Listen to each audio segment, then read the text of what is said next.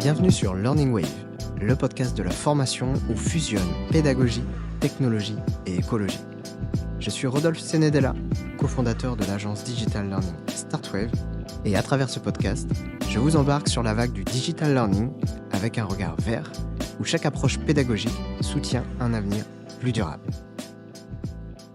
Bienvenue sur ce nouvel épisode de Learning Wave. Je suis ravi de vous retrouver aujourd'hui pour un épisode spécial événement. Et oui, ce podcast a été enregistré lors de l'événement Transition écologique et si on parlait compétences, co-organisé par l'APEC Réunion et Green le 4 mai dernier. Il avait lieu au village Baïséa Réunion et a réuni plus de 80 participants. Parmi eux, des adhérents de Green, des entreprises, start-up, demandeurs d'emploi, qui se sont réunis pour discuter de la transformation verte des entreprises et des compétences nécessaires pour ces métiers divers. Pour cet épisode spécial, j'ai le plaisir de recevoir au micro Yannick Bérézé, qui est le vice-président de Green et directeur général d'Isodom. Fort de son expérience depuis plus de 20 ans sur le sol réunionnais en matière de transformation digitale et de transition environnementale, Yannick va nous partager sa vision et ses conseils sur les enjeux et l'intégration de la responsabilité sociétale des entreprises, la RSE, notamment dans le contexte réunionnais. À travers ce podcast, vous allez découvrir l'émission de Green, qui est le groupement régional des entreprises engagées pour l'environnement, association de loi 1901. Elle rassemble des entreprises, des organismes publics et privés qui souhaitent faire de l'environnement une priorité et un levier de développement pour l'île de la Réunion. Dans une première partie, Yannick nous expliquera l'importance des labels RSE, comme celui d'efficience qui est porté par Green. Nous aborderons également comment faciliter l'échange des bonnes pratiques entre entreprises, favoriser une innovation durable et soutenir les initiatives locales. Dans une deuxième partie, nous discuterons ensemble des impacts de la RSE sur le recrutement et la gestion des compétences. Yannick nous expliquera comment les entreprises engagées dans la RSE peuvent attirer et fidéliser les talents. Il expliquera également quelles compétences méthodologiques et gestion de projet sont essentielles pour réussir cette transition dans votre entreprise, quelle que soit la taille. Sur ce, je ne vous en dis pas plus et je vous laisse découvrir cet épisode. J'espère que vous prendrez autant de plaisir que moi à avoir interviewé Yannick. À tout de suite.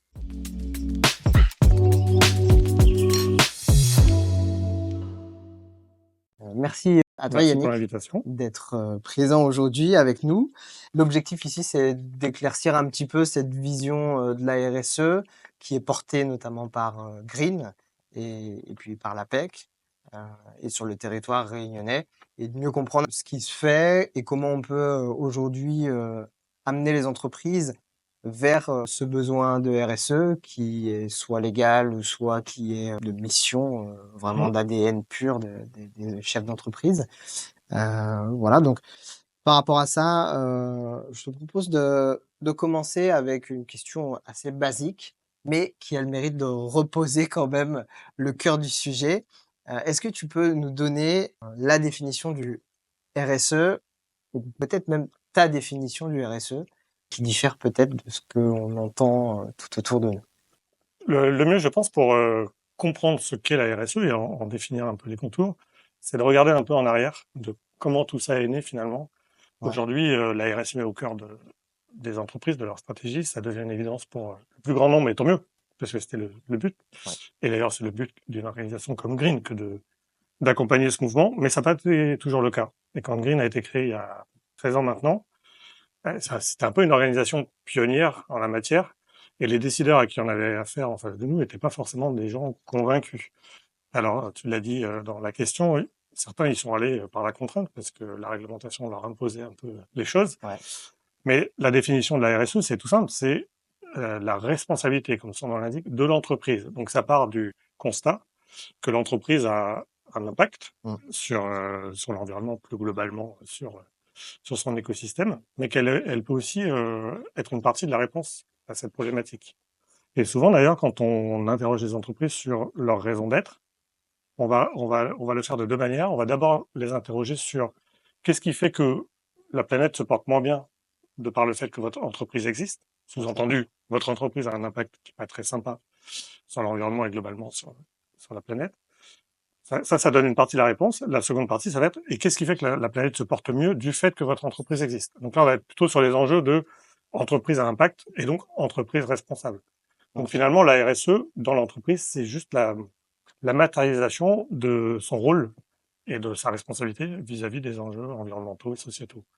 Après, sur ma propre définition, ce serait plus une observation de terrain que je ferais. D'accord. Euh, la RSE, elle peut être, elle va être très dépendante de la manière dont l'entreprise, direction générale, équipe dirigeante, vont se saisir du sujet.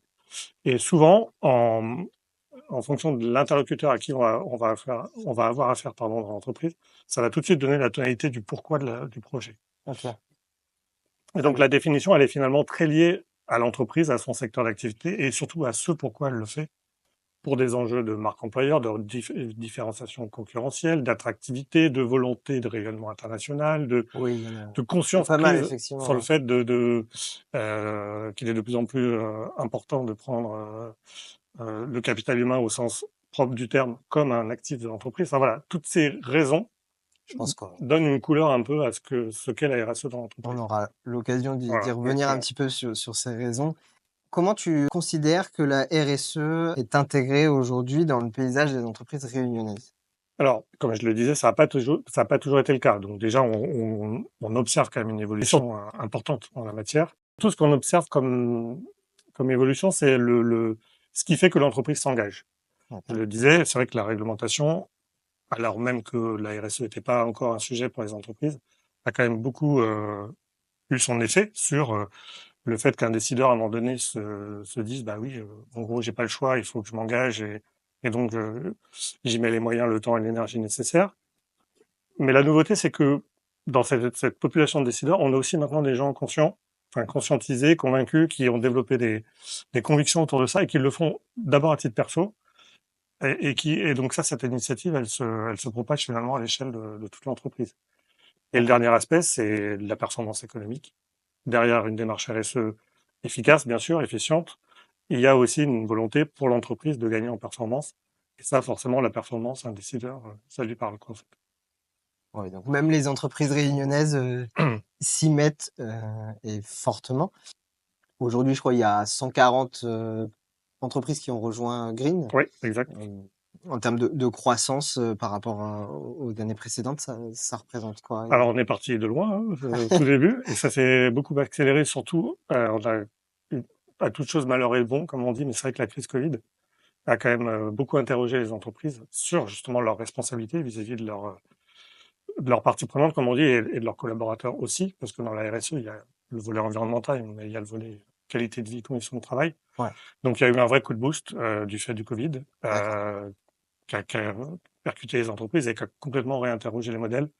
Et les derniers réfractaires s'y sont mis de fait, passer cette crise, en prenant conscience que ça avait un vrai enjeu pour eux en termes de résilience et de capacité à rebondir à des événements par définition imprévus, quoi. D'accord. Ok. Et est-ce que tu as un chiffre à partager du nombre d'adhérents qu'il y avait, je sais pas moi, il y a justement avant Covid, par exemple, et qu'on Je voit pense qu'on vraiment. a, faudrait vérifier avec l'équipe, mais on a bien doublé le nombre d'adhérents et surtout, je crois qu'on est sur une croissance à deux chiffres depuis 3 ans là.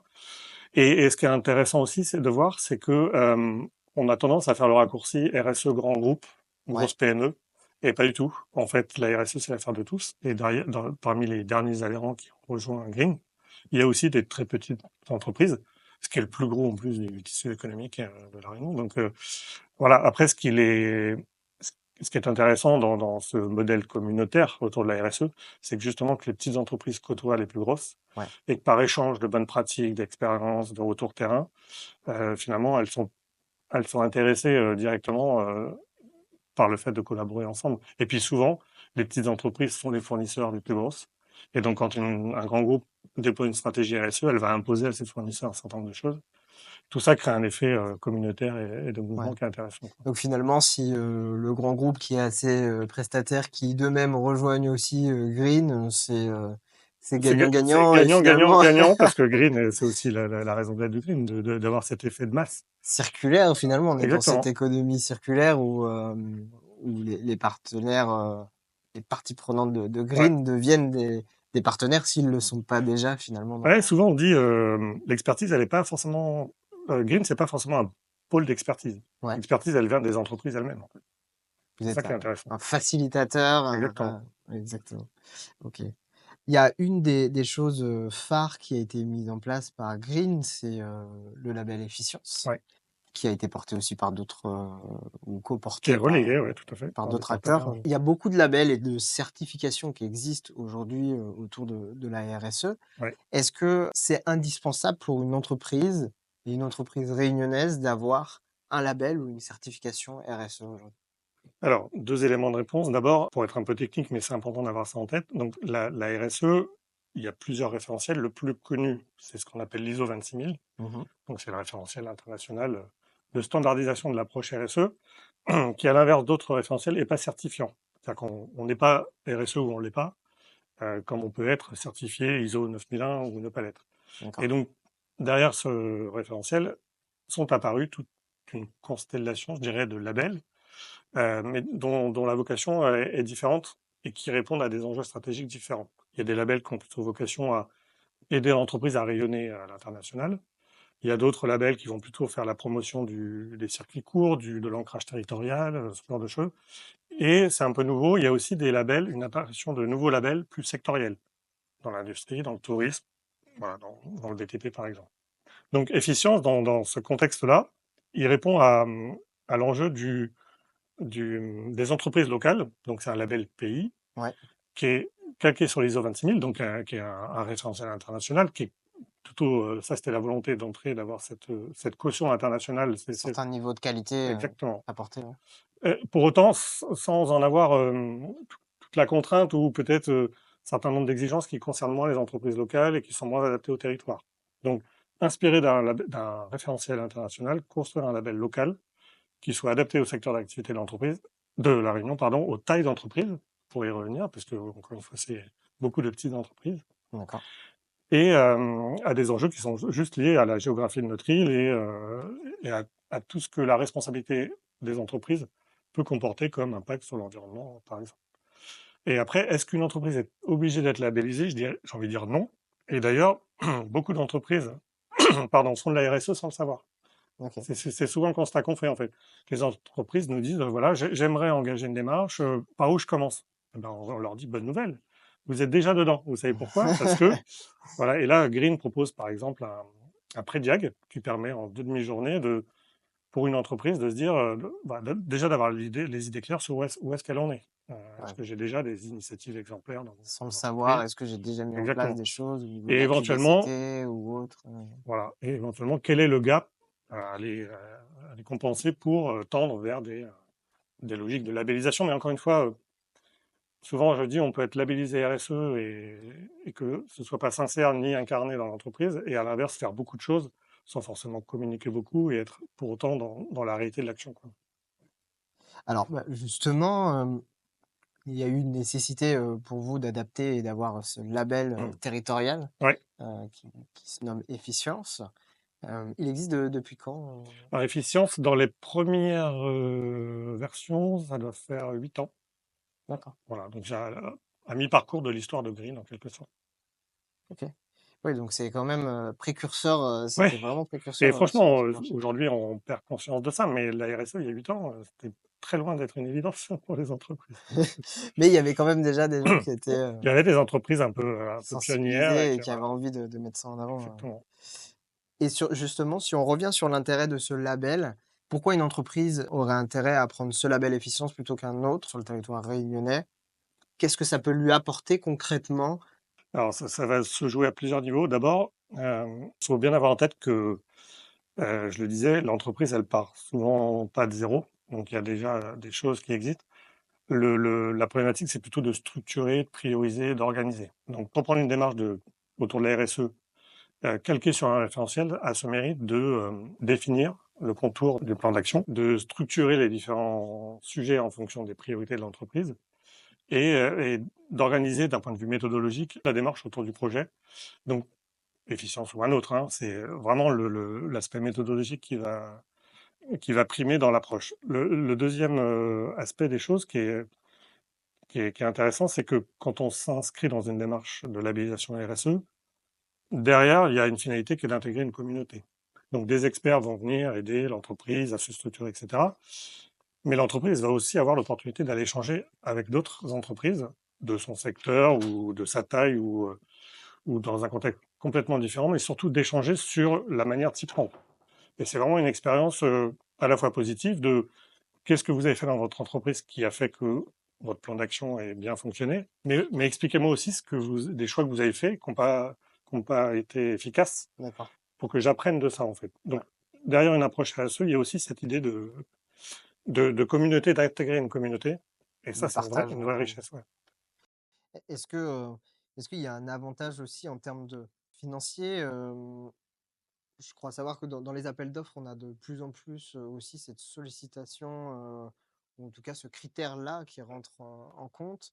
Est-ce que tu as d'autres exemples? C'est vrai que sur les aspects financiers, ça se joue à plusieurs niveaux.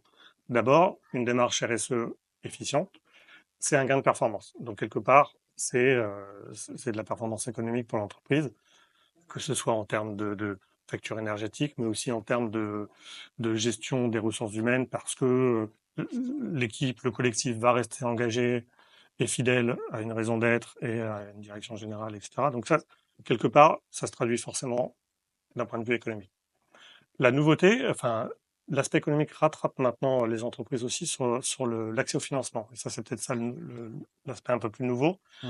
C'est qu'aujourd'hui, souvent on disait demain, maintenant on dit aujourd'hui, pour toquer à la porte d'un partenaire bancaire, privé, public, fonds d'investissement, il va falloir démontrer d'une démarche RSE, j'allais dire, réelle et sincère. C'est pas juste des bonnes intentions. Ouais. Preuve à l'appui.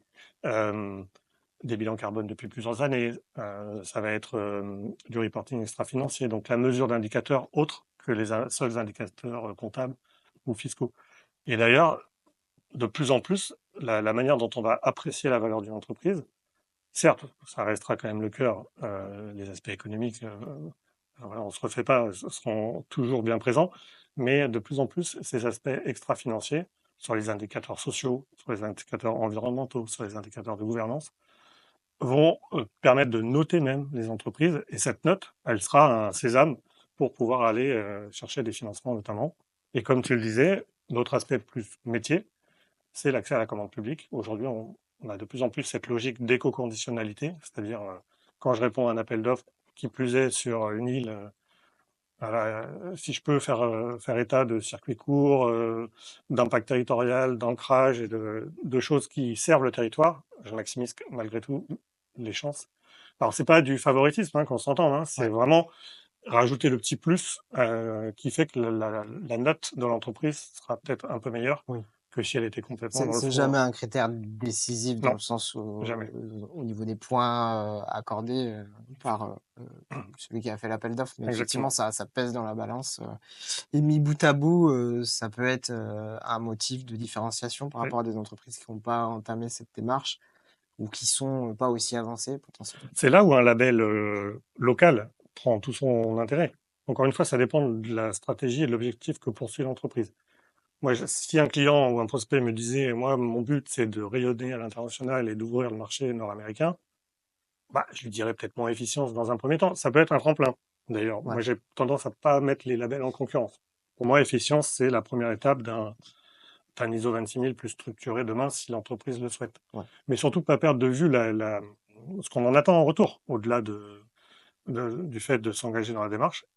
Donc, si c'est une stratégie qui a vocation à faire que l'entreprise rayonne localement, se différencie de sa concurrence, joue le jeu du territoire et soit très ancré, dans ce cas-là, un label local, type efficience, c'est quand même le plus adapté, quoi. OK, très bien. Je crois que c'est assez clair. Juste pour terminer sur cette partie label et certification, aujourd'hui, il y a combien d'entreprises qui sont Alors, il y a labellisées, 4 Efficience? entreprises labellisées et 10 dossiers en cours d'instruction par les bureaux d'études.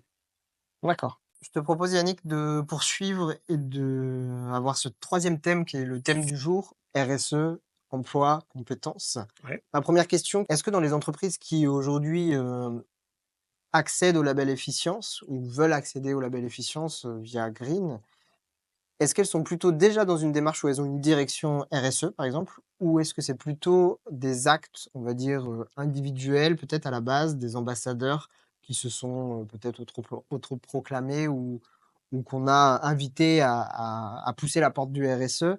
et qui se sont retrouvés finalement à être dans le label, à être une structure qui veut prétendre à être label Ouais. efficience? Là encore, désolé, mais c'est vrai que la réponse est un peu plurielle. Ça dépend beaucoup, encore une fois, de l'objectif de l'entreprise. Et je le disais d'ailleurs, en fonction de qui porte le sujet au sein de l'organisation, ça Mmh. donne déjà la tonalité du pourquoi de la démarche. Dans les entreprises labellisées efficience ou dans les entreprises dont on instruit les dossiers en ce moment, et déjà aussi en fonction de la taille de l'entreprise, parce que toutes les entreprises n'ont pas la capacité d'avoir une équipe RSE. Et Ouais. d'ailleurs, dans les petites structures, les démarches qui fonctionnent plutôt bien, c'est quand c'est incarné par le dirigeant, en fait. C'est-à-dire que là, on a vraiment la RSE dans toutes ses composantes en termes de fonctionnement de l'entreprise. Volet RH, volet environnemental, volet financier, volet humain, etc. On va avoir, je te donne quelques exemples, et puis ça permet d'illustrer un peu Ouais, tout à fait. le sujet, mais une entreprise qui, par exemple, fait déjà beaucoup de choses, pense être déjà un peu dans le vrai en matière de RSE, sans que ça se sache, là, on va plutôt avoir affaire à la com. Donc, la com interne, comme la com externe, d'ailleurs. Voilà, de valoriser peut-être des initiatives qui sont déjà en place, mais qui sont pas assez connues. Alors attention, pendant l'inverse, c'est l'entreprise qui communique avant même de faire des choses. Donc là, on tombe dans le greenwashing, c'est pas trop la cible aujourd'hui. On va plutôt être à conscientiser ces boîtes-là que de les montrer du doigt. Donc voilà, ça peut être ce type de configuration. Ça peut être aussi un enjeu concurrentiel. L'entreprise souhaite faire de la RSE un levier euh, de, de gain de performance en matière d'éléments différenciants par rapport à ses concurrents. Et donc dans ce cas de figure, les décideurs finalement qui vont piloter ça dans l'organisation vont plutôt être des gens du métier. Pour D'accord. repenser une offre commerciale, revoir un positionnement marketing en intégrant ces dimensions environnementales, ce qui est encore plus vrai dans le B2C quand on vend des produits. Ouais. Voilà. Donc, l'autre dernier exemple pour être complet sur l'illustration, ça va être une entreprise où l'initiative elle vient du collectif. En fait, c'est les salariés qui à un moment donné vont avoir envie d'être acteurs de la stratégie RSE et un peu les garants aussi de la cohérence entre la communication, encore une fois, entre ce que l'entreprise dit être en matière RSE et Est-ce qu'elle fait? ce qu'elle fait réellement. OK. Et du coup, ce collectif à l'initiative de la démarche, ça va être le porteur du projet. Et les garants de, oui, on communique, on dit des choses, mais on est sincère sur le fait de le réaliser. Si on veut que l'entreprise soit sincère dans sa démarche, à un moment donné, on va demander des preuves, encore une fois, Ouais. ce qui est peut-être plus difficile à une entreprise de taille plus modeste. Et moi, j'ai un exemple en tête d'une entreprise où la stratégie, elle est incarnée par la dirigeante, en l'occurrence, c'est une femme, dans le secteur de l'alimentaire. Et moi, ça me suffit comme preuve, en fait. Je l'interroge pendant 3 heures sur le pourquoi, du comment, ce qu'elle en attend, etc. Même si j'ai pas de document à l'appui, son seul discours va me convaincre qu'elle est dans le vrai du pourquoi de cette démarche-là, en fait. Donc, la taille de l'entreprise joue beaucoup, parce que la RSE, c'est aussi des moyens à engager. Et dans les entreprises de taille plus modeste, ça va surtout être du temps Ouais. des dirigeants notamment. Oui, parce que c'est pas une obligation légale Exactement. pour les petites entreprises. Voilà, Donc, finalement, effectivement, c'est là où ça a presque plus de sens, exactement. alors qu'une entreprise qui a dû s'y mettre parce que, elle est, tombée dans cette obligation légale, de par sa taille, Mmh, heu, si elle l'avait pas anticipé auparavant, et que c'était pas dans son ADN, c'est peut-être plus compliqué exactement. à mettre en Et place. quoi qu'il en soit, c'est une affaire de collectif. C'est pas le dirigeant seul. Ouais, Ça peut pas être les salariés contre. C'est forcément une affaire de collectif et d'alignement je dirais, de, des ambitions et des enjeux et de ce pourquoi on le fait, en fait. Et c'est ce qui fait que les projets un peu exemplaires ont réussi. C'est que derrière cette ambition, il y avait l'idée aussi de valoriser tout un collectif. Voilà, la RSE, c'est pas juste je décide un jour d'une action et j'exige qu'elle soit déployée sur le terrain. Non, ça marche pas comme ça. Alors Malheureusement. j'aime bien cette, vision que tu donnes. Du coup, on a un cap, on est dans le même bateau. Finalement, si on ramène ça au la thématique RH, emploi et compétences, finalement, c'est, comment je développe aussi cette marque employeur, aussi bien en interne, en externe, heu et finalement la RSE devient naturelle Oui, dans cette volonté-là. On en parlait tout à l'heure, il y avait des sujets d'attirer des talents. exact. Hem Comment tu le perçois? Est-ce que tu vois un impact vraiment réel, concret sur ces entreprises qui sont fortement engagées par rapport aux emplois? Est-ce que elles sont beaucoup plus facilement à recruter Mmh. les profils qu'elles recherchent ou est-ce que c'est encore assez marginal? Non, surtout, je dirais que c'est pas nouveau, en fait. C'est-à-dire que finalement, on aimerait, enfin, on ambitionne d'appliquer à la RSE juste des modèles qui, quand on observe les entreprises, finalement, c'est du management, en fait. Et donc, quand on parle d'alignement sur les valeurs, de sincérité, d'engager un collectif, de faire le pari de l'intelligence du plus grand nombre, etc. Ça reste que des notions de management ou de Ouais, leadership ou d'engagement, en fait. Et les entreprises qui sont à la fois attractives, mais aussi qui arrivent à fidéliser leurs équipes, c'est celles qui appliquent des règles de base, j'ai envie de dire, du management. C'est-à-dire, quand je te raconte quelque chose, bah, j'essaie de faire en sorte d'être cohérent et d'être sincère par rapport à, ouais, je te dis pas une chose un jour et le lendemain l'inverse. Enfin, voilà, c'est des choses de base dans le la management transparence, qu'on ouais, applique ouais. à la RSE. Si je fais passer un entretien à un candidat, bah, j'essaie quand même de m'assurer que ce que je raconte sur mon site internet et ce que je vais lui proposer comme présentation de l'entreprise au début de l'entretien soit en cohérence avec ce qui est réellement le fonctionnement de la boîte opérationnellement, j'ai envie de dire. Et parce que le candidat peut aussi aller interroger un salarié qui lui-même de témoigner de comment ça se passe. Enfin, voilà. Ouais. Donc, non, je dirais c'est pas nouveau dans la méthodologie, enfin dans ce que ça interroge comme compétence et comme sujet autour du management. Peut-être la nouveauté, c'est vraiment j'allais dire le pouvoir entre guillemets qui s'est un peu déplacé. Ce que je disais tout à l'heure lors de la conférence. Je pense qu'on est plus dans un temps où c'est les candidats qui choisissent l'entreprise que l'inverse. Ouais. C'est peut-être ça qui a un peu changé, je pense, dans l'exercice même de l'entretien. Et ça, il faut l'avoir à l'esprit parce que quand on débute l'entretien, on commence d'abord par ces aspects-là de donner envie, en fait. Et si Faut possible, de manière la plus faut sincère séduire, possible. motiver finalement la Ouais. personne. Et quand on interroge les candidats sur qu'est-ce qui ferait basculer la décision, ok, le salaire, etc. Enfin, bref, on revient à des choses très, Basique, très classique, basiques. ouais. Mais c'est vrai, de plus en plus, ces critères de comment vous prenez soin de l'humain, de quelle flexibilité vous proposez en termes de fonctionnement, quelle politique vous avez mis en place pour respecter les temps de vie, etc., etc. Donc, Ouais. toutes ces nouvelles questions peut-être qui viennent dans les entretiens qu'on avait moins les années précédentes. Et ce pouvoir qui s'est un peu déplacé, j'ai envie de dire, du côté du candidat, et c'est tant mieux, en fait. Très bien. Euh, Comment tu vois et comment Green voit les compétences évoluer dans le domaine de la RSE par rapport justement à vos adhérents? Comment vous voyez évoluer ces compétences ou comment vous voyez évoluer les besoins envers ces compétences sur la RSE? Alors, sur le cœur de métier, du métier, des métiers de la RSE, on va avoir des entreprises plutôt experts qui vont intervenir dans le domaine de l'environnement, sur les énergies renouvelables, etc. Donc là, on va plutôt être sur des profils experts. Ouais, Euh, Peut-être, enfin moi, ce que j'imagine va quand même continuer d'évoluer, c'est peut-être sur des enjeux moins techniques, mais plus méthodologiques et de gestion de projet et de pilotage. C'est-à-dire que avant, la RSE, c'était je fais mon bilan carbone. Donc ça, ouais, c'est une affaire d'expert. Je viens, je fais l'analyse des émissions de gaz à effet de serre, je livre le résultat, j'ai fait le boulot. Maintenant, c'est toute une approche systémique qui part d'une stratégie et qui déroule un plan d'action avec une finalité. Donc c'est un projet finalement, ouais, qui est transverse en plus. exact transverse. Donc la personne en responsabilité va devoir fonctionner avec le marketing, avec la com, avec les opérationnels, avec la direction générale, avec ce qu'on appelle les parties prenantes externes, les fournisseurs, les clients, les partenaires.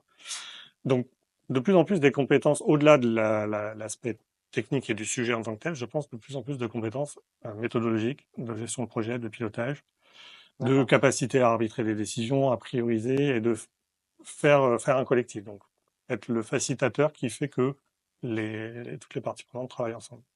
D'accord. Et est-ce qu'il y a un besoin d'avoir des outils qui émanent par rapport à la RSE ou est-ce que c'est plus vraiment ce besoin métier, formation ou est-ce qu'il y a un besoin au niveau des outils aussi pour monter en puissance sur la RSE? Il faudra les 2. C'est-à-dire qu'il y a l'aspect stratégie et méthodologie qui est un peu le cadre. Ouais. Mais après, si on veut avoir une démarche RSE à impact, à un moment donné, il faut faire des choses. Et donc, dans le domaine du carbone, là, il y a des outils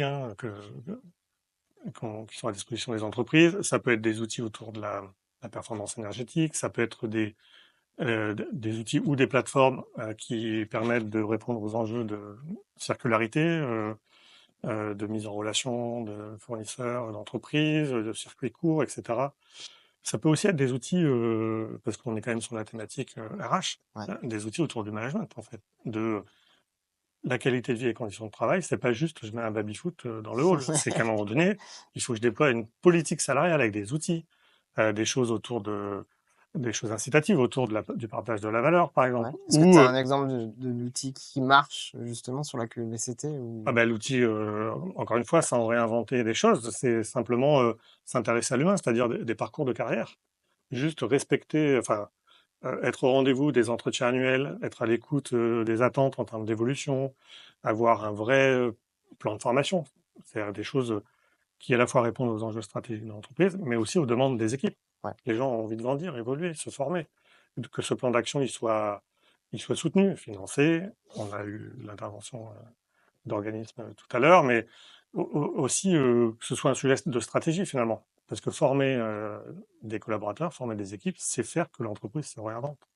Et donc, c'est vraiment des outils, pour le coup, d'un point de vue RH, qui prennent attention à l'humain pour de vrai. C'est-à-dire, pas juste Ouais. on est sympa. Il y a un vrai parcours. L'entreprise, elle promet et elle tient sa promesse d'un vrai parcours, d'une vraie expérience collaborateur Ouais. avec une Un accompagnement évolution. finalement. Exactement. Pourquoi pas, à un Ouais. moment donné, dans un parcours de vie, un choix de réorientation, voilà. Donc, que Oui, ou l'entreprise puisse laisser la proposer ça, quoi, en place, fait. de la flexibilité, comme tu l'évoquais, Exactement. sur le temps de travail, par exemple sur des projets, plus personnels Exactement. ou qui pourraient aussi bénéficier à l'entreprise, Et après, les nouveaux outils qu'on ou va avoir l'intrapreneuriat par exemple. exactement. Ça, c'est exactement le sujet, c'est comment je laisse de la place à un individu au sein d'un collectif.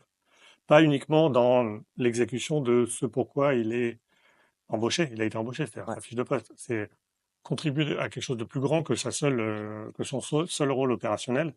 Et ça, dans une logique entrepreneuriale qui s'applique à l'entreprise, donc intrapreneuriale, c'est vraiment faire confiance à l'individu et à sa capacité à proposer des idées, porter les projets et les mener à bien. Peut-être juste sur les outils pour être complet, Ouais. quelque chose d'un peu plus nouveau. De plus en plus, on parlait de l'accès au financement. Globalement, les parties prenantes vont être en demande d'indicateurs, de choses qui démontrent l'efficacité de la stratégie RSE de l'entreprise. Ouais. Donc des nouveaux outils autour du reporting de durabilité, de mesurer de la donnée qui va permettre de, de communiquer autour d'indicateurs sociaux, RH, environnementaux. Concrètement, l'égalité des chances, la parité, le partage de la valeur, etc. Enfin, tous ces sujets-là, demain, l'entreprise, enfin, à chaque fois je dis demain, mais en vrai, aujourd'hui, On y est. va de plus en plus devoir, j'allais dire, montrer patte blanche. Ouais. Et ça, forcément, il faut de la donnée et donc il faut des outils pour aller la valoriser. Est-ce il y a une véritable, différence entre les besoins des ETI, entreprises de taille intermédiaire et les grands groupes, en termes de RSE, en termes de compétences et d'emploi? Alors, je différencierais peut-être le B2B, enfin, quand on travaille pour des clients entreprises ou quand on travaille pour des clients grand public, c'est Ouais, déjà différent le marché, parce que pour le coup, le consommateur, et là, c'est une et réalité, consommateurs et les consommateurs finalement. de plus en plus, et il a un rôle clé en fait dans le fait qu'un produit ou un service se vende ou pas. Et, euh, et on a vite fait de se mettre dans le mur si on n'est pas au rendez-vous d'une démarche RSE sincère et qui a un réel Et impact. c'est moins présent dans le B2B? C'est moins présent parce qu'en fait, on va plutôt être dans des logiques comment dire ça, de relations client-fournisseur, j'exige de mon fournisseur ce que je m'applique à moi-même, ça va beaucoup être, on va beaucoup être, pardon, on va être davantage en prise directe. Ouais. Euh, on va moins subir peut-être le marché. Voilà, c'est peut-être davantage les parties prenantes type financeurs et autres Peut-être qui qu'en vont rejoindre. B2B, est-ce qu'on n'est pas aussi en relation plus longue durée et donc du coup on Ouais, a c'est ça, c'est des une relations. exigence qualité dès le départ qu'on connaît. Exactement. Ça va être beaucoup plus partenarial. Ouais. Et si je puis me permettre, ça va être je te tiens, tu me tiens. Forcément, on va être liés parce que si je veux pouvoir démontrer d'une démarche vertueuse sur toute ma chaîne de valeur, à un moment donné, il faut que j'embarque mon fournisseur, il faut que j'embarque mon client au bout de chaîne, qu'il soit présent sur le territoire ou en dehors. Enfin, tout ça est toute la chaîne de valeur en fait lie les parties prenantes entre elles et finalement C'est ça. elles On ne fait peuvent que évoluer tout le collaborer. monde vers le haut, vers la RSE Exactement. finalement. Là où dans enfin, la vente de produits au grand public, ça peut être beaucoup plus, on va plus rapidement être dans la sanction. Enfin, D'accord. un mauvais produit faussement repeint en vert, Ouais. ça peut être dévastateur. Et ça, une fois qu'on a franchi, Oui, c'est le difficile. branding, l'image de marque, une Exactement, fois qu'elle est exactement. Et puis erronée. les consommateurs ont développé quand même, enfin, une certaine sensibilité évidemment, mais surtout, voilà, ils arrivent maintenant à faire la part des choses entre eux.